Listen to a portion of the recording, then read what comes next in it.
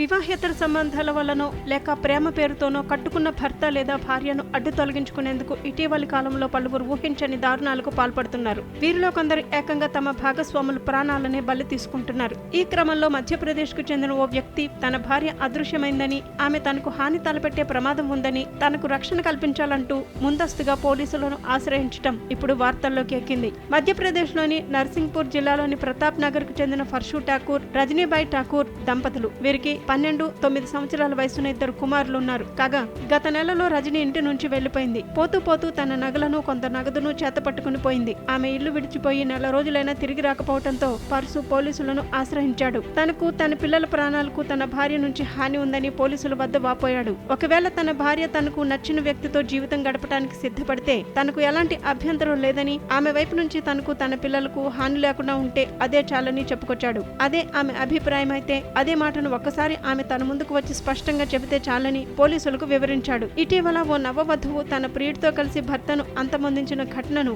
పోలీసుల వద్ద ప్రస్తావించిన ఫర్సు తనకు ఆ గతి పడుతుందేమోనని తనకు ఆందోళనగా ఉందని వాపోవడంతో పోలీసులు షాక్ అయ్యారు.